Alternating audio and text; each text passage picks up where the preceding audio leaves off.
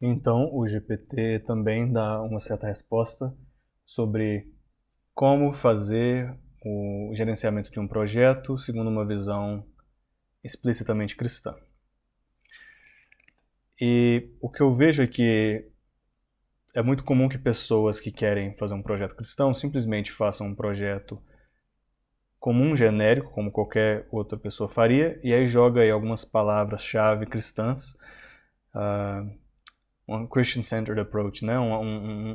Isso aqui é uma abordagem cristã, não sei o quê, quando na verdade o conteúdo daquilo que ela coloca não é exclusivamente cristão. Uma pessoa de alguma outra religião poderia ter desenvolvido exatamente o mesmo projeto e aí você troca a palavra cristão por alguma outra religião. Então eu estou tentando desafiar os alunos a escreverem e desenvolverem projetos que são de fato unicamente cristãos. E aí eu vou pular aqui para um slide que mostra, acho que resume esse curso todo, que é: a nossa organização é cristã, não porque eu digo que ela é cristã, não porque historicamente a gente, por sorte, né, por acaso, pertencemos à igreja cristã, mas porque nós tratamos de desenvolvimento urbano, porque nós cuidamos de pessoas em pobreza como Jesus cuidou. Porque nós amamos como Jesus, o Jesus encarnado histórico, amou pessoas. Nem é só como o amor ao próximo e amar o próximo como a si mesmo, que é algo que já acontecia até antes de Jesus vir. Não. É segundo o novo mandamento que Jesus deu, de João 13:34. A minha organização é cristã e nós lidamos com pobreza de forma cristã porque nós agimos da forma distinta usada por Jesus. E eu vou falar também de Lucas 4:18, que é uma citação de Isaías, que Jesus veio para pregar o evangelho primariamente. E sim, em segundo lugar, os pobres acabaram sendo ajudados, auxiliados materialmente, e a fome deles foi saciada fisicamente também. Mas Jesus veio em primeiro lugar para pregar aos pobres. E em segundo lugar, sim, ele tratava das questões físicas. Claro, a gente não vai pregar o evangelho para alguém que está intoxicado. Há questões físicas urgentes a serem tratadas antes da pessoa ouvir o evangelho. Mesma coisa uma pessoa que está com a barriga roncando de fome. A gente pode sim lidar com aquilo cronologicamente primeiro. Mas cronologia e urgência não é a mesma coisa que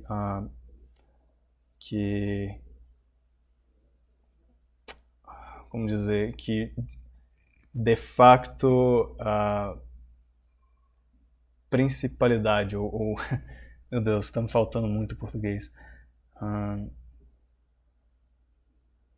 Aquilo que é de maior importância não necessariamente é aquilo que vem em primeiro lugar cronologicamente. É o que eu quero dizer. Então, João 13:34 é uma forma de você guiar o seu projeto se ele quer ser cristão de maneira única. Aí teve uma pergunta que uma aluna fez: olha, a gente está indo para essa ONG e tem muito aluno indo e voltando e virando amigo das pessoas que vêm, dos voluntários e das pessoas ajudadas pelos voluntários, mas eu tenho medo que, eles falaram para mim, né? Eu tenho medo de simplesmente no fim do semestre ir embora e as pessoas se sentirem usadas, que eu era só um projeto para elas e tudo mais.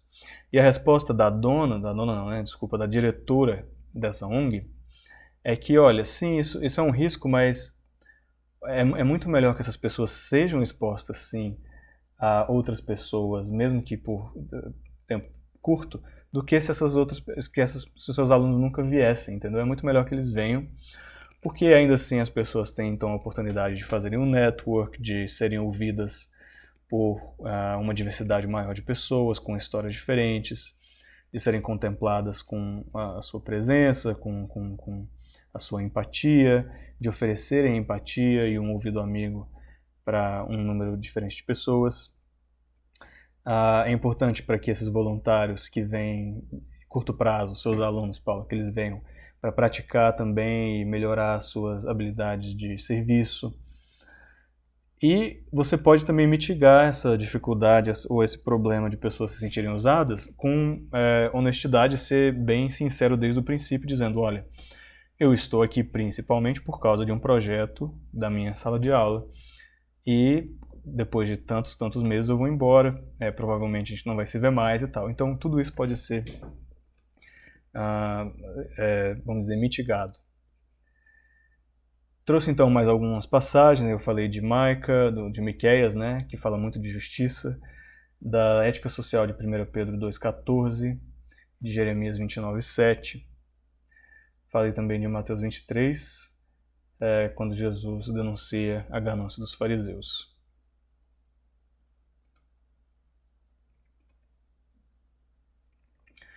Também recomendei que você que está me ouvindo e os alunos façam esse exercício, se você nunca fez. Abre aí uma lista, física ou digital, de tudo que a sua igreja tem de recurso. Quais são os recursos que a sua igreja local tem? Você já fez isso alguma vez? Você já tentou mapear os recursos de uma igreja? E quando você tentou mapear, o que você colocou lá? É só dinheiro em caixa? É só quantas pessoas a gente tem que sabem cantar, que sabem administrar e que sabem pregar? Esses são os recursos?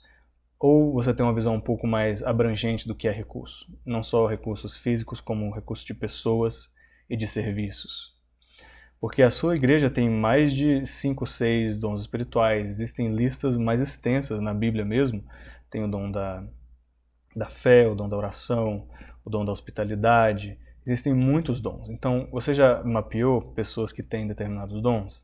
Você já mapeou pessoas que têm o recurso do tempo? Pessoas, sei lá, aposentadas, pessoas que não precisam trabalhar por dinheiro, pessoas que são solteiras e que têm esse interesse em dedicar mais tempo para o ministério.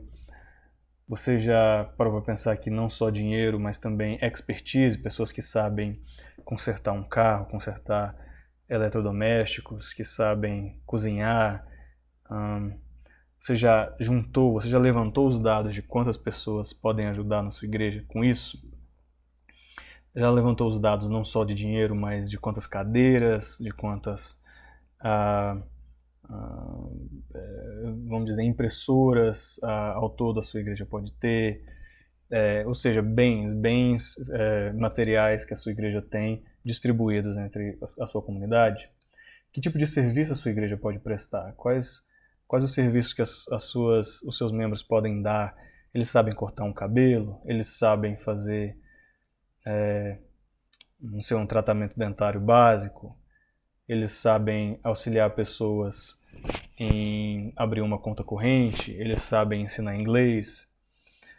E networking também, conectar pessoas que conhecem pessoas que podem te ajudar a resolver determinado problema, a conseguir determinada ajuda. Tudo isso deveria estar incluído no seu mapeamento de recursos de igreja. Faça isso pela sua igreja. É muito importante, muito útil.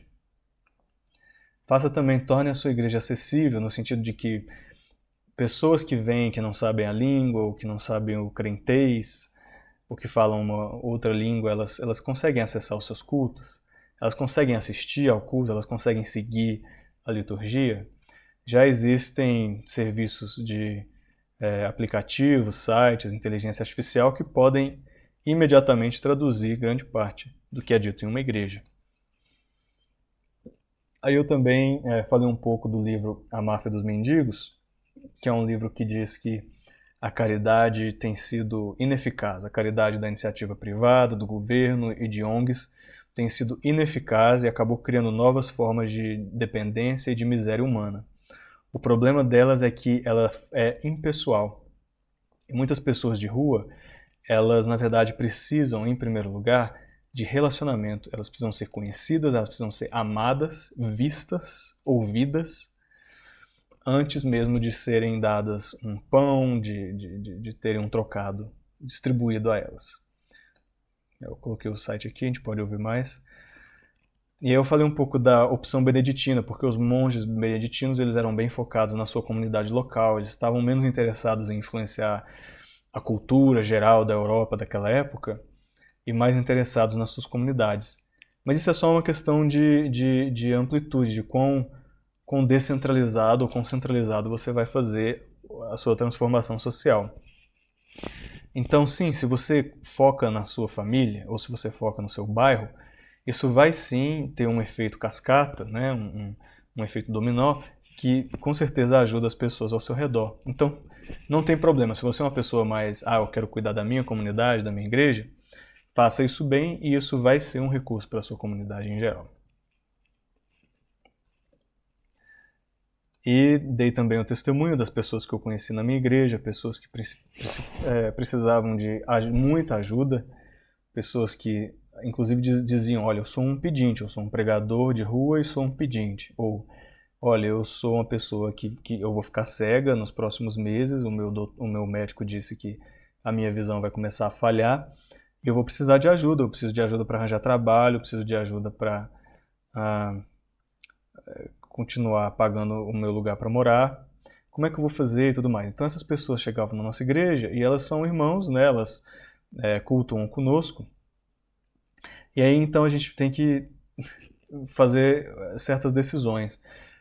Quão envolvido eu devo estar nas questões gerais das necessidades materiais dessa pessoa? Porque é muito fácil que nós nos tornemos um buraco negro. Se a gente tem muita necessidade, se a nossa dificuldade social foi gerada pela incompetência de dezenas de pessoas na nossa história, ou seja, nossos pais, o governo, nossos chefes de trabalho, não sei, nossos amigos, se foi fruto de dezenas de pessoas falhando conosco, a nossa necessidade, por que a gente acha que uma pessoa só vai conseguir resolver o problema dessa pessoa? Então a gente tem que ter cuidado para não tentar ser o Messias, né, da situação e achar que nós damos conta de ajudar essa pessoa holisticamente na sua totalidade. Não. A gente precisa, na verdade, começar uma conversa com essa pessoa, um relacionamento e dizer, olha, eu sei que suas necessidades foram muitas, eu sei e eu sinto muito que na sua história A, B, C, D tenha acontecido. Estou aqui para você, mas eu preciso deixar claro o que eu posso fazer e o que eu não posso. E se você me permitir, eu gostaria de compartilhar a inteireza das suas necessidades com um grupo maior de pessoas, porque você precisa de mais gente te ajudando, claramente. Eu não sou um social worker, eu não sou um terapeuta, eu não tenho conhecimento da sua área de trabalho para ajudar você a conseguir um emprego. Eu não tenho conhecimento do sistema de ação social, de iniciativas sociais. Eu não tenho conhecimento de como como é que fala? Como pagar impostos se eu estou nesse bracket social seu. Então eu preciso de ajuda. Eu posso compartilhar, eu posso trazer pessoas para orar pela situação e ajudar a tratar de cada um desses problemas. E aí você começa a listar os fatores nos quais essa pessoa precisa de ajuda. Então ela vai falar, olha, eu preciso de ajuda com, não sei, com a minha saúde, eu preciso que alguém me ajude a me transportar de tal lugar para outro lugar. E aí você pode começar a trazer mais pessoas da sua igreja e fazer tipo um mutirão mesmo, um mutirão de ajuda para essa pessoa. Muita gente está acostumada a fazer isso de forma financeira. Vamos fazer uma vaquinha para ajudar tal pessoa. Mas às vezes a pessoa não precisa de vaquinha, ela precisa de esforços e de tempo e de cuidado e de ouvidos e de companhia em determinadas áreas. Então faça esse mutirão com a permissão da pessoa, porque também a pessoa não pode se sentir um projeto só, né? Ela não pode se sentir também envergonhada de ficar pedindo 1000 ajudas. Então tudo isso precisa ser feito com muito tato e muito amor, de maneira sábia. Então converse com seu pastor e tente ajudar as pessoas, mas de maneira sábia. E com base nisso também tem um vídeo que vai falar sobre como se relacionar com pessoas que estão pedindo dinheiro. Tem um videozinho aqui bem legal a respeito disso. E o que significa dedicar tempo e dedicar da sua pessoa em vez de só dedicar seu dinheiro. A gente também precisa tratar de de uma grande crise na nossa sociedade, que é a crise do, da solidão. Não só pessoas em situação de pobreza se sentem solitárias. Sim, é muito comum que pessoas em situação de pobreza sejam solitárias. Mas a crise de solidão, ela acomete ricos e pobres, pessoas de diversas classes sociais, inclusive pessoas casadas. Tem muita gente que quer solucionar a sua solidão com casamento. E a gente precisa aprender a lidar com a solteirice sem usar o casamento como remédio. Porque é preciso muito mais do que simplesmente um casamento, até um bom casamento. Você precisa de amigos, você precisa de família, você precisa de interações sociais diversas. Às vezes você precisa de terapia, você precisa de outras coisas. Então, eu perguntei para os meus alunos, a sua igreja, ela sabe lidar com solidão? Como que ela trata a solidão? E falando em uma crise de amizade, eu trouxe aqui esse artigo da Mary Good, que é uma professora da Redeemer, e ela traz um artigo sobre qual o papel do domínio próprio na relação entre religiosidade e comportamentos de alto risco. Então achei bem legal.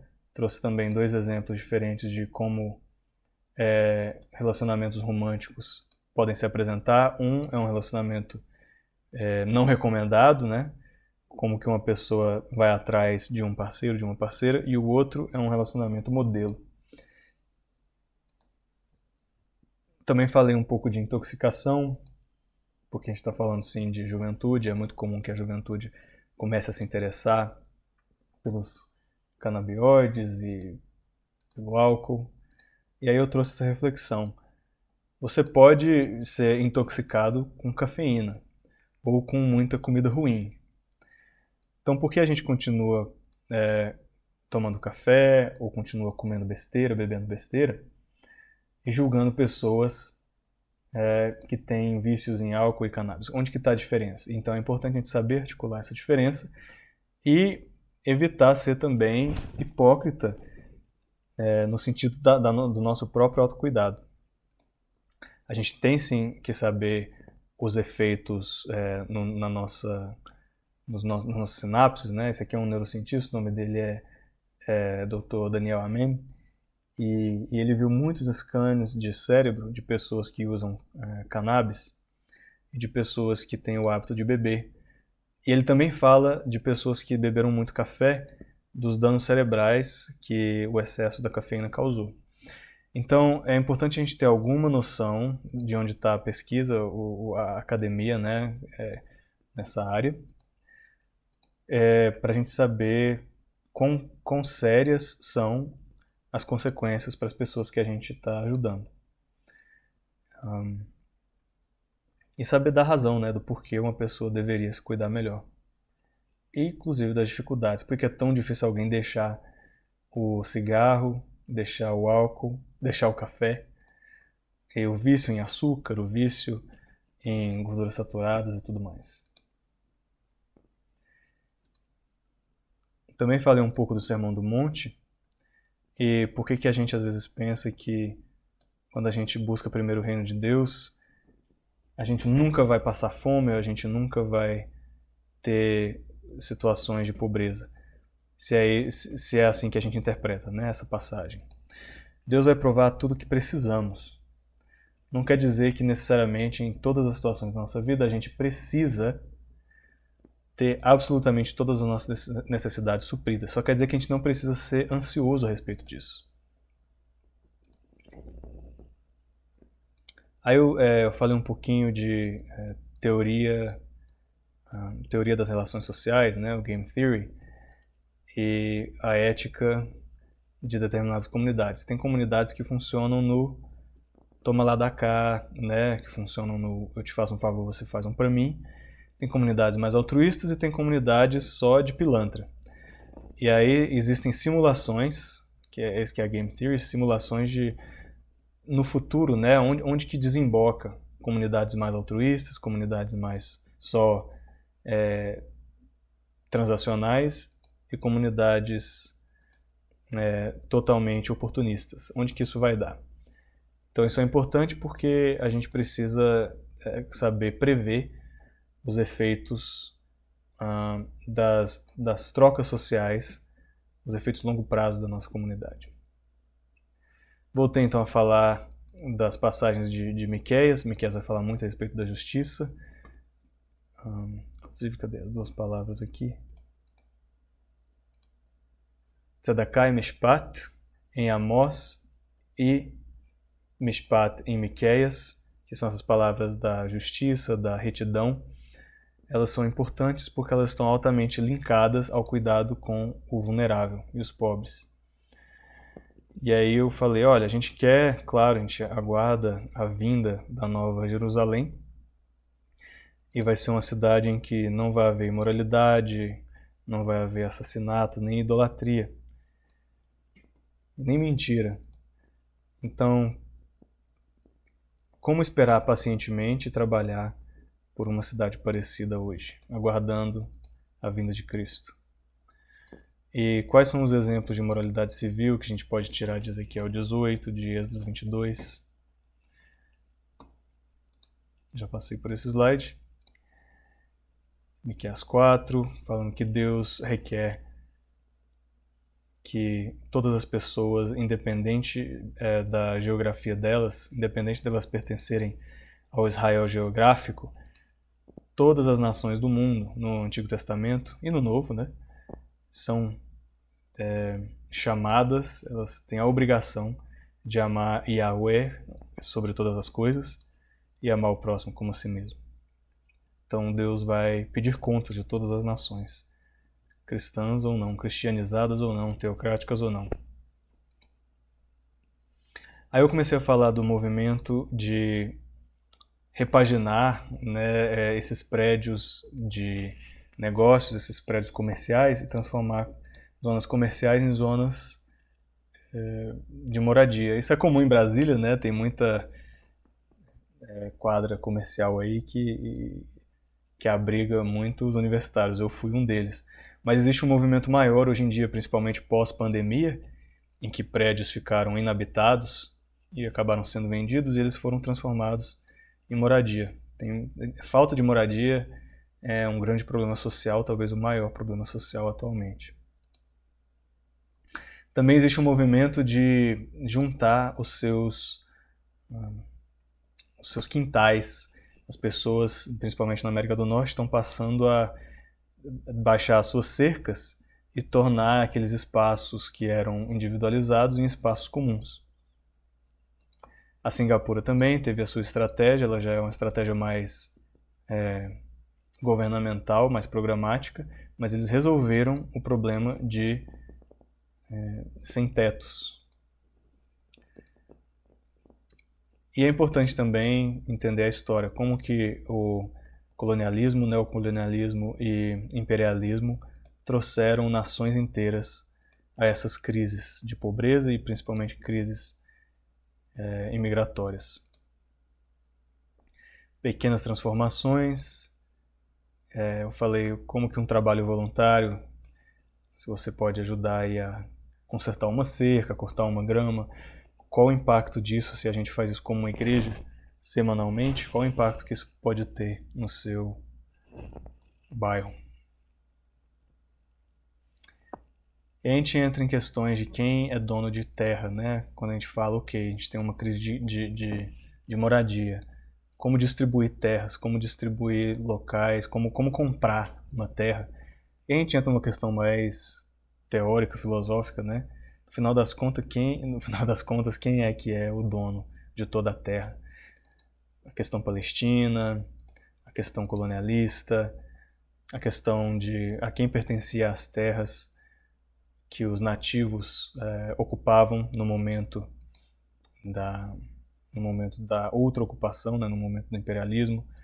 Terras podem ser conquistadas, elas podem ser doadas, passadas de geração em geração, elas podem ser tomadas, elas podem ser simplesmente povoadas, né? Elas podem ser achadas. É difícil dizer originalmente quem era o dono de um determinado pedaço de terra. Mas, de maneira última, toda a terra pertence a Deus. E depois eu passei a falar do movimento de fazendas urbanas, né? São pessoas que pegam lotes baldios, terrenos baldios, ou tetos, telhados de prédios e fazem hortinhas. E de lá toda uma comunidade, todos os vizinhos e vizinhas podem vir e pegar uma frutinha, pegar um vegetal, né, uma folha. E isso são formas de aliviar a pobreza e de multiplicar recursos. E aprender também de nações indígenas, com exceção da visão religiosa, né, delas, dos compromissos de idolatria de determinada comunidade, mas, enfim, aprender como conservar e como, de maneira sustentável, tirar o que você pode tirar de maneira sustentável da natureza e ter esse ganho. Então, aprender com as nações e dos povos originários é altamente recomendado. E aí eu falei um pouco da transformação que o Evangelho pode trazer em uma pequena vila. A vila de Almolonga, na Guatemala, algumas décadas atrás, veio o Evangelho em um grande avivamento, grande parte da população se tornou cristã, e os índices de suicídio, de bebedeira, né, intoxicação, de divórcio e até índices de pobreza na terra diminuíram, eles caíram drasticamente e inclusive o chão, né, o solo passou a ser mais fértil desde então.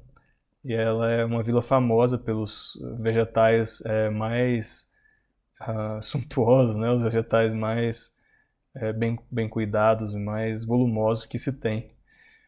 Então, a pergunta, né, que eu trouxe ao trazer esse exemplo é: será que a gente tem noção de quão longe a transformação do Evangelho pode ir na nossa comunidade? Às vezes a gente é pessimista, mas às vezes Deus excede nossas expectativas. Falei um pouco também da escravidão moderna. A escravidão é prevalente, até hoje há muitos escravos, principalmente a escravidão infantil. É muito comum e tem instituições que tentam erradicar a escravidão. Mas é importante saber que existem tráfico de pessoas, não só o tráfico sexual, mas o tráfico de escravos ainda é comum. E existe esse testemunho aqui de uma pessoa que trabalha no TST, o testemunho da catividade dela, né? Como esse homem passou, né, de um escravo a um funcionário do Tribunal Superior do Trabalho. E aqui testemunhos de programas locais de Hamilton para ajudar pessoas que foram escravizadas como escravas sexuais ou produtoras de mídia de conteúdo pornográfico, que também está altamente associado à escravidão e também à dependência química.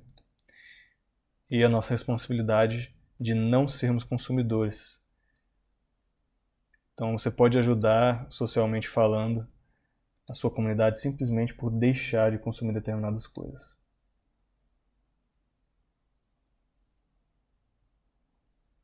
A gente tratou um pouco de escravidão dos tempos bíblicos versus a escravidão colonial. E aí passamos para assuntos mais econômicos, né, mais estritamente econômicos. Falei que existem ETFs, né, portfólios de investimento com valores cristianizados, valores pelo menos católico-romanos,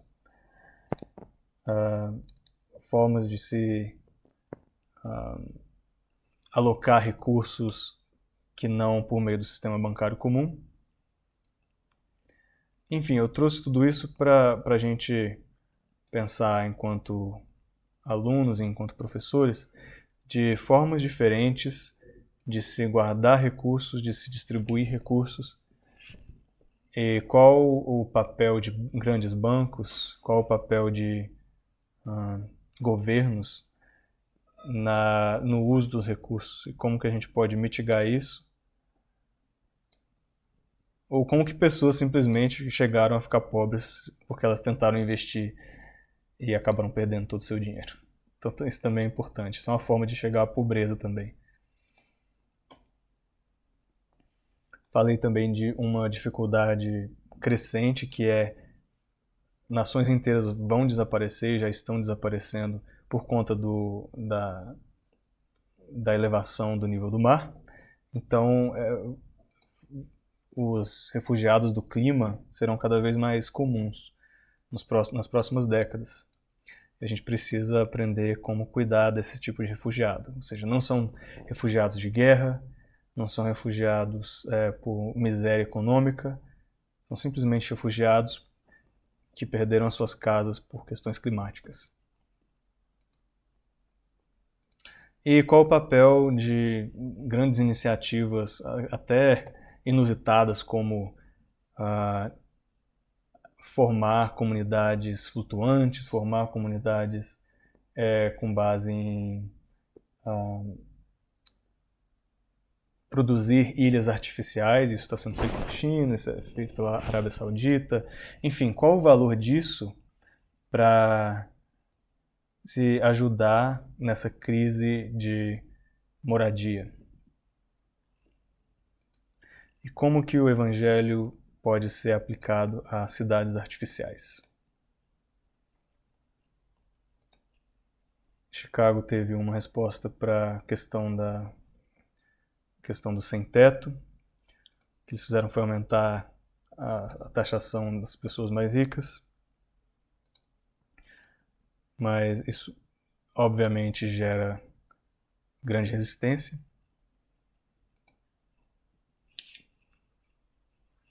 Eu falei de um pastor em uma determinada igrejinha na Virgínia que recomendou esse livro, o Ministério de Misericórdia, e ele recomendou como um livro muito bom, do Tim Keller, sobre como lidar com pobreza urbana.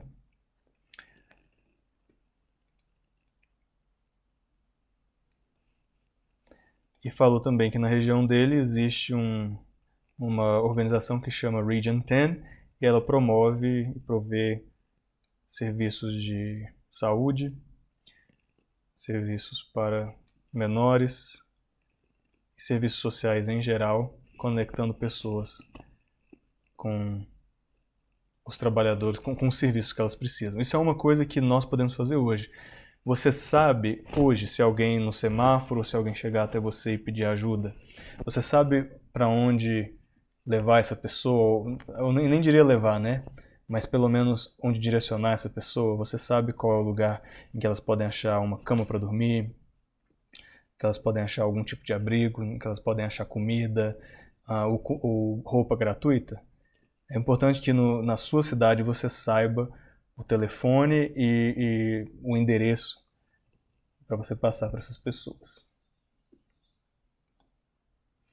E por último, eu trouxe aqui o testemunho desses missionários. O Esteliano e a Anete trabalham em comunidades paraenses, comunidades muito pobres, e eles fazem um trabalho de desenvolvimento social ensinando passagens bíblicas. Eles são missionários convencionais, mas aquilo que é de não convencional que eles fazem é, em vez deles trazerem, vamos dizer, dinheiro, fazerem vaquinhas e distribuírem e tal, o que eles fazem é, eles ensinam as crianças e, enfim, até adultos, a memorizarem a Bíblia, e isso, em troca, digamos assim, de versículos memorizados, eles distribuem bens. Então, pessoas memorizam passagens da Bíblia e elas ganham. É como se fosse uma gincana bíblica corrente, né, o tempo todo. Então, elas têm acesso a meios de transporte, comida, brinquedos e tudo mais. Então, é um tipo de desenvolvimento social por meio de memorização bíblica. Tem dificuldades com isso? Sim. Porque às vezes a pessoa pode pensar, poxa, é só uma questão transacional. Não é que elas estão internalizando a Bíblia, é que, ok, então esses missionários que detêm determinadas riquezas, detêm meio de produção, detêm isso e aquilo, né? Essa é a moeda deles. Eles querem que a gente, como macaco de circo, recite alguma coisa, ou faça, gesticule, ou dance para eles verem, e aí eles vão dar dinheiro para nós. Então, até uma forma meio Squid Game, né? De ver as coisas. E acho que tem muito a ver, claro, com a intenção do coração. Deus conhece a intenção do coração de missionários que fazem esse tipo de trabalho, e as pessoas precisam conhecer para ver, né? Conhecer para saber. Será que as pessoas que estão sendo cuidadas por esses missionários, elas se sentem usadas ou não? Porque se elas se sentem cuidadas em vez de usadas, pode ser só um preconceito nosso também com esse tipo de abordagem. Então, não estou nem dizendo que existe só uma forma, ou que essa forma é necessariamente boa ou melhor, mas ela é um entre outros modelos de fazer uma ponte entre corações, que é o que esses missionários dizem é ser o modelo deles. Então, eu vi os vídeos, eu achei muito positivo, eu gostei dos efeitos sociais e pessoais que esse tipo de ministério está fazendo, mas nem todo mundo seria bem sucedido aplicando isso. Eu nem diria que eu usaria isso como um modelo genérico. É que no caso deles, é assim que as comunidades deles estão sendo transformadas. E eu lembro da passagem de Tiago 2, se um irmão ou irmã está desprovido de comida e de roupas, você vai dizer para eles, vai com Deus e que Deus te proveja aí um, a, o calor e a comida. Mas você não faz nada para, de fato, melhorar a situação deles, que bem isso é. E aí no verso 17 diz, então, a fé em si, sozinha, que não resulta em ação, é uma fé morta.